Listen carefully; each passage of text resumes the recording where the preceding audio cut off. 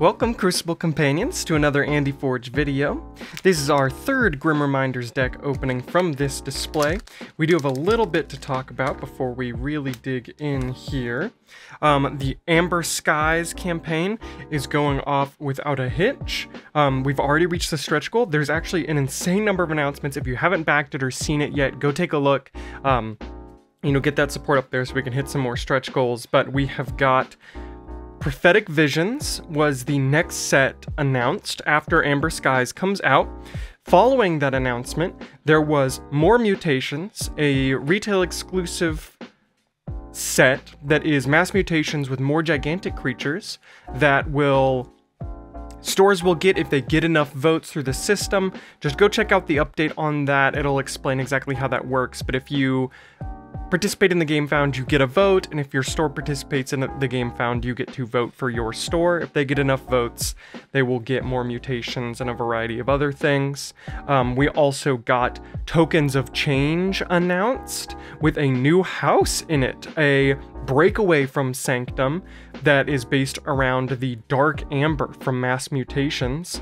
They are red, mysterious, like super cool. Brings back tokens. They spoiled one token creature that'll be in the set for that new house. It also is going to give some houses that didn't have a chance to get token creatures tokens. So that would be Geistoid, the Skyborn, I believe, Dis. So go check that out as well. I don't know if that one's going to retail. I don't remember what the conversation on Tokens of Change was, but obviously between all of these, I'm going to try and get my hands on at least a couple packs for you so you can see what those decks kind of look like and get some openings going for each of the upcoming sets. Obviously, I'll have Prophetic Visions, hoping to get some more mutations. I know a lot of the Southeast people are voting for a specific store. Really hard to find stores that will actually back game founds nowadays, so I think there's only one that we can really get going. And then Tokens of Change, I think I should just be able to purchase. Push comes to shove, I should get one, I think, with this Amber Skies. If not, I will put it on there as an add-on, so everybody can take a look at it. I love Sanctum, happy to see, but they are splitting off, that their diversity that was built into the house is now splitting into different houses in a unique way. But without further ado, let's dig into this video, see what kind of Grim Reminders deck we're looking at. It's our Archon, fantastic. It'll slide out for me. We got Equidon, Unfathomable, and Mars, some pretty good houses. This is Lorz, the Guest of Wickson. Very interesting Archon there, the kind of crab claw legs that extend with these weird kind of spectral hands. A very amorphous pillar-like body. Interesting. Trying to see where the influence would come from. I think the claw's definitely from Unfathomable. Maybe Equidon or, oh, probably Mars. Those hands. So really weird. One of the most unique Archons I've seen in blue. Okay. Well, give me 1 second. We will break this open and do the card reveal. Alrighty, back now with the card reveal. One more close look at that Archon card there. Set our deck list to the side. Of course, our rules card. Be interesting to see tokens come back. I'm excited that they've chose a bunch of houses that don't have tokens for Tokens of Change, because I was enthralled by the idea of what Geistoid and Dis tokens could look like. Let's dig in. Oh, wow, okay. So we're starting in Unfathomable here with the card Open the Seal. This is a part of a larger creature that we will see later that can come in multiples. So this is super important, and it's actually super cool. I only have one other deck with this combo in it, so let's see. This one has an Amber Pip. It was enhanced with a discard pip, and then the only thing on it is it enhances an Amber and 3 discard, which is pretty huge. At long last, what was locked away will emerge, is the flavor text. Super cool. This one, no enhancement, just the Amber Pip. Okay, third one, no enhancement, just the Amber Pip. Okay, so we got 3. That's a pretty good number. That's 3 Amber Pips enhanced to the deck, 9 discard pips. We are going to be haunted whenever we want. Then we've got the action Echoing Death Knell. This is, it reads, play, deal 1 damage to each creature. If 1 or more creatures are destroyed this way, repeat this effect. Got Echo Guardian, a 1 power with 4 armor creature, enhanced with a discard pip. It's got Taunt, and while you are haunted, Echo Guardian gets +2 power and gains poison. Super good taunt. Beam of Forgetting, an action with an Amber Pip, enhances a capture and a discard into the deck, and reads, play, reveal a random card from your opponent's hand, put that card on the bottom of their deck. Love that card. Arcane Transmitter. It's an artifact with an Amber Pip that has action. Discard the top 4 cards of any player's deck. Scrap, shuffle your discard pile into your deck. Very interesting. Wrath or Ruin. It's an action with play, choose 1, destroy a flank creature, or return 2 enemy creatures to their owner's hand. Very good creature control. Gatewatcher, another great taunt. 4 power creature with taunt, and that reads, destroyed. If your opponent is haunted, destroy each enemy flank creature. 2 of those. We will be able to keep our Thing from the Deep incredibly safe. Fantastic. 30 power creature, enhanced with a discard pip. Thing from the Deep cannot be played unless Open the Seal is in your discard pile. After fight, steal 2 amber. Super easy to protect this guy with Taunt. Unfortunately, the discard pip can't be used for Open the Seal because it can't be played, and I would have to play it to be able to resolve that bonus pip. But if it's already in there, this could discard another Open the Seal, or at the very least have some other effect that hopefully will get some good scrap effects in the other houses or in Mars maybe. Oh, when we got 2 rares, we got Guiltspine Mesmerist as well, 4 power creature. After a player readies a card, discard the top card of their deck. Scrap, discard the top 3 cards of a player's deck. This could be a good scrap effect to help get us haunted, or if we really need Open the Seal. Then we've got Terrible Teammates. It's an action that enhances a draw and discard into the deck. So we've had, I think, 11 discard pips enhanced to the deck. Holy crap. Got an Amber Pip. Play, you may discard a non-Mars card. Ooh, a very good Mars first here. Action with 2 Amber Pips and a discard pip. Play, ready and use a friendly Mars creature. Another Mars first. Great, not nearly as enhanced though. Ironix Rebel, a 2 power creature with deploy and play, ready each of Ironix Rebel's Mars neighbors. We have a lot of ready effects, holy cow. Ooh, and a Glixel Proliferator is a great way to take advantage of those. 3 power creature with After Reap. If Glixel Proliferator is on a flank, archive a Mars card from your discard pile. Get some really good Mars replayability in here. Don't Believe Your Eyes, some great Amber control. It's an action enhanced with a discard pip. Play, if you are haunted, a creature captures 2 amber from its own side, otherwise a creature captures 1. Ooh, Brain Dart enhanced with an Amber Pip. It's an action. 2 Amber Pips. Play, enrage an enemy creature, it captures 1 from its own side. Love seeing that. 2 of those. Be very easy to cycle those with our... Oh no, it's not Mesmerist. We were, Glixel Proliferator. Always blank in the middle of recording. And we've got Ixip the Implanter, 3 power, enhanced with the discard pip, and elusive. After Reap, take control of enemy creature, destroy a friendly creature. This is super good with all of our ready effects. We've got War of the Worlds. It's an action, enhanced with a discard pip. Play, destroy all non-Mars creatures, deal 2 damage to each Mars creature. So it'd be a great follow-up to our Don't Believe Your Eyes and Brain Darts. We've got Deep Probe. It's an action with an Amber Pip. Play, choose a house, reveal your opponent's hand, discard each creature of that house revealed this way. Ooh, and then Replay Pod, enhanced with an Amber Pip. Hate to see that enhanced, but oh well. It's an artifact that reads, each friendly Mars creature gains destroyed. Place this creature face down under Replay Pod. Action, put each creature under Replay Pod into your hand and purge Replay Pod. It's an easy way to get the repeatable Proliferator turn. Is if they do end up destroying the Proliferator, I can just bring it back thanks to Replay Pod. Then we're into Equidon now with some fantastic Amber control. This is the action Permanent Record. Play, exhaust a friendly creature. If you do, steal 2 amber.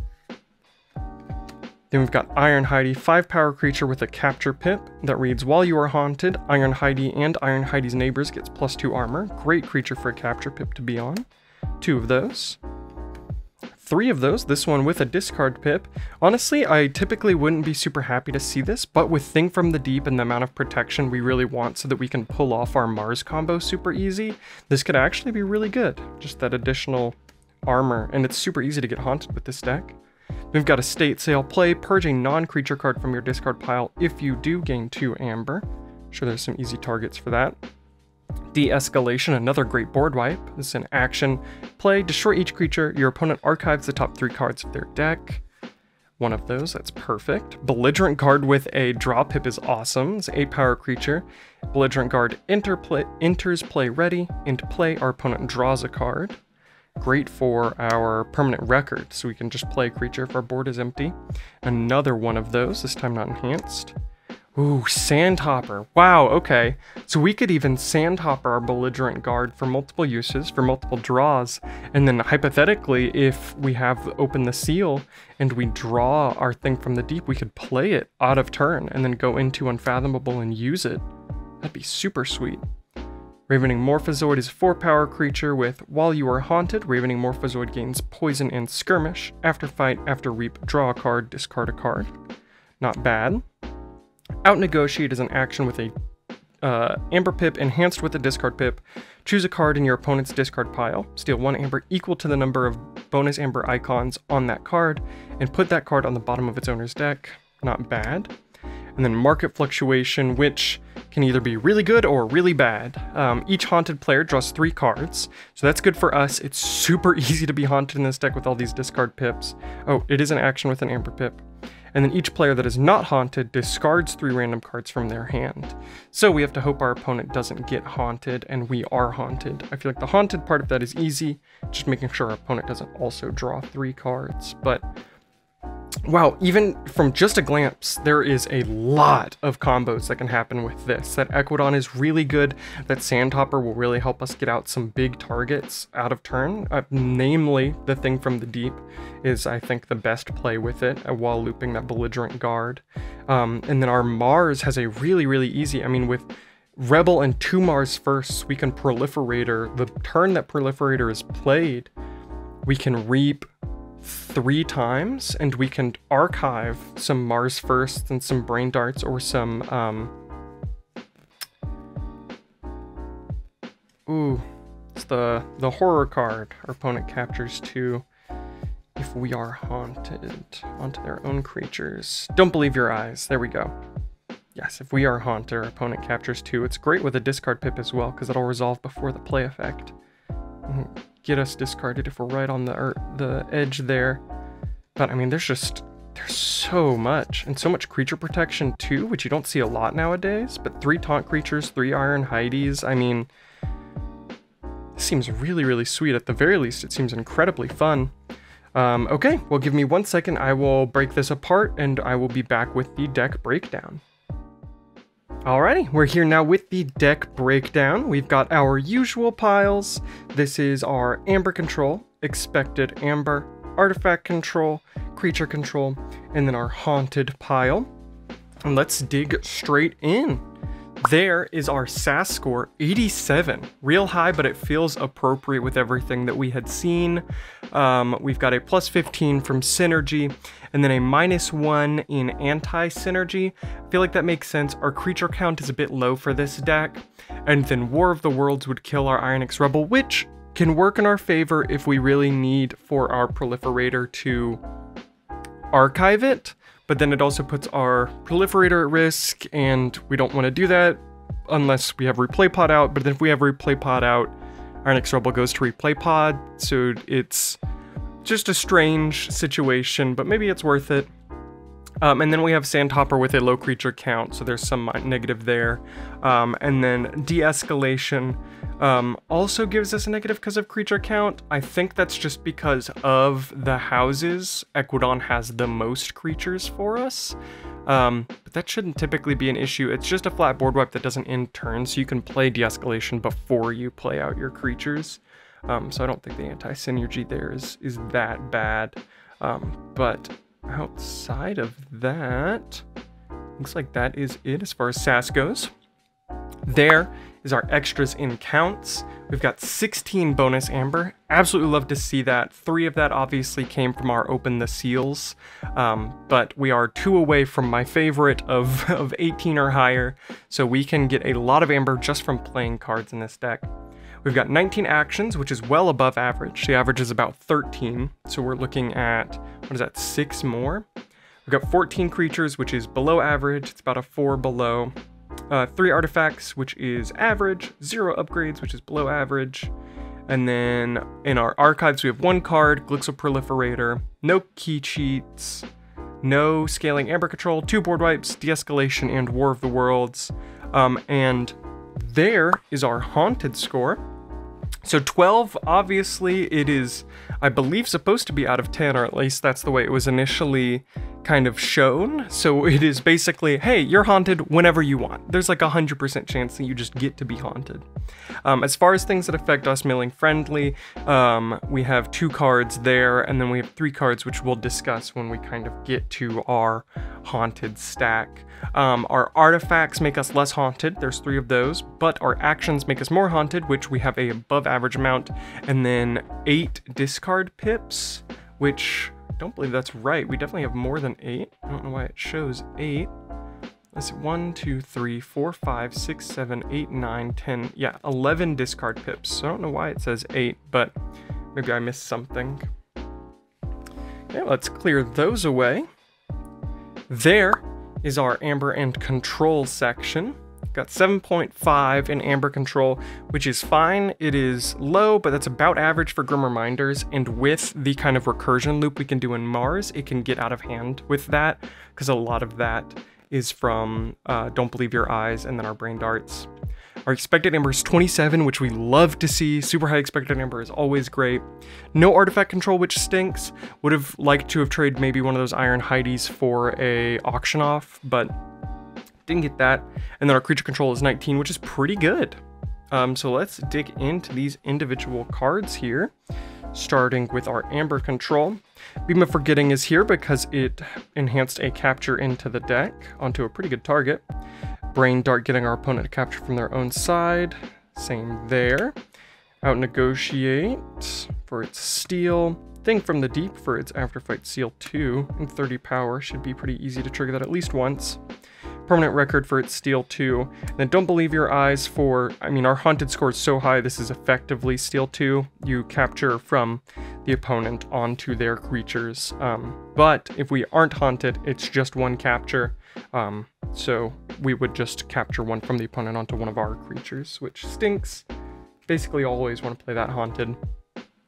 Then we're digging into our expected amber. So you'll notice a little something here. We had 2 belligerent guards. In a previous video I've talked about, belligerent guard is very 50-50. It just is completely reliant on the board state as to whether or not you reap or fight with belligerent guard. So you can put them in either. This time we had 2, so I put 1 in expected amber because it has a draw pip, and we're going to want to loop that with Sandhopper. So ideally we are reaping with this card to keep it in play, so it's easier to loop. So that's why it's in our expected amber pool. Then we have the Ironix Rebel here for its ready effect. Mars First for the same thing. Mars First for the same thing. Estate Sale for the Purge gain 2. Open the Seal because it enhances an amber. Same with the remaining 2. So those are our base cards. A lot of it is from bonus pips. And then of course our stealing and kind of delayed steal through Mars counts towards expected amber as well, but it's more important in amber control section. No artifact control. Going into creature control, we have that other belligerent guard. Ravening Morphozoid for its poison and skirmish effects. Deep Probe is weird creature control because you would discard creatures from a hand, which is great. Echoing Death Knell can pop off if you have the right power values. Gatewatcher is creature protection, but also its destroyed effect if our opponent is haunted, which should be easy to manipulate because we can use some of our haunted stuff, which we'll see in a second, to also trigger our opponent. Wrath of Ruin for some targeted destruction. It's the Implanter. This guy's super interesting just because if we want to destroy one of our own creatures, we can do that with this guy, but also if it's take control of an enemy creature, period, destroy a friendly creature, period. once you take control of an enemy creature, it becomes a friendly creature. So you can essentially grab somebody, pull them over, and then kill them. The only thing is that if they have amber on them, that amber goes to your opponent. So you want to be really careful when you reap with this guy, especially since it doesn't say you may. You have to do this. If there's an enemy creature, you have to take control of an enemy creature and then destroy a friendly. So careful with the timing on him. War of the Worlds for the board wipe and 2 damage to our Mars creatures. And then de-escalation for a board wipe. Our opponent archives 3. We're digging into our Haunted here. We've got Arcane Transmitter so that we could discard 4 from the top, which could be super helpful. We can also shuffle our discard pile with the scrap effect, but seldom do I think that that ends up really being worth it. If it said shuffle your opponents, I think that could be really strong. Then Mesmerist, resulting in every time we ready a card, we discard the top card of our deck, keep us haunted pretty much always. Which, it says a player, we'll have to be careful about him because of market fluctuation. Market fluctuation was in our haunted score, affecting our haunted score, because there's a chance if we are not haunted, we discard 3 random cards from our hand. That being said, I put it here because it's important to keep note of for this deck. We will pretty much always be haunted, so that draw 3 is pretty awesome. But it can also cycle us out of haunted. Even though you can get haunted with the discard 3 from hand, you will almost never ever want to do that. So I thought it was interesting to show off that it is affecting our haunted score, but in a way that we will almost certainly try and avoid. And then of course Terrible Teammates with its enhanced discard pip, and discard a non-Mars card from hand. Let's clear that away. And then our last section here we're looking at is our speed and board. So nothing super crazy going on here. Our speed is pretty high thanks to Sandhopper and then a bunch of our discard pips. Market fluctuation is another big one. Our board is okay. War of the Worlds and de-escalation are pulling that down, but Thing from the Deep is obviously yanking it right back up. It is at a plus 17, which is interesting. I don't know how they calculate that, because most of the time the power that you're seeing is from it combined with its armor. Maybe it is less so because it's harder to play, so it's not 30, it's 17, which is weird. Recursion, we've got Replay Pod, and then Glixel Proliferator. We also have Arcane Transmitter, I guess for the scrap effect, which again, we probably won't use. Creature Protection is the creatures that we've been talking about for a while already. The 3 Iron Heidies, the Echo Guardian, and the 2 Gate Watchers. Disruption, market fluctuation, obviously, hopefully getting our opponent to discard 3 while we draw. Beam of Forgetting to get them to put a random card on the bottom of their deck. And then Wrath of Ruin puts creatures back into their hand, which can slow them down if they don't have play effects. And then the cards affecting our other position in board state is Deep Probe, Ixip the Implanter, Belligerent Guard is negative, De-escalation is negative, and Market Fluctuation also negative. Super interesting. Well, let's clear that away. Thank you guys so much for watching. I'm thinking about experimenting with the next set that we go through. Amber Skies is fast approaching, and I'm not sure that the interest kind of holds for all 12 decks in a display. So what I might start doing is 1 deck opening video a month, but what we do is I open the next 3, layers of the display. We pick the deck that seems the most interesting and or has the highest SAS, do the usual card reveal for that deck after it's been scanned in and chosen, and then do its deck breakdown, and then hopefully show some gameplay, do some more complicated discussions, show off some more cards. I'm not sure that I'm going to lean into this. Life is a bit hectic right now, so it's hard to make big changes or do a whole lot with the channel. So I'm sorry you haven't been getting any extra content like seeing my battle-tested deck, or seeing any other shorts, which I'm hoping to, post more combos, especially with how many are in Grim Reminders and in the coming sets that are already very visible. But hopefully I get time, I can get around to that. Let me know if you made it this far what you think about that idea, if you would prefer a once a month video that's super in-depth, maybe a little bit longer than these. Hope long form content is okay, but I would need time to discuss the 3 decks, why they were chosen, show some gameplay, but I think it would be a bit more fulfilling, give me a bit more time to settle some of the stuff in my life outside of AndyForge.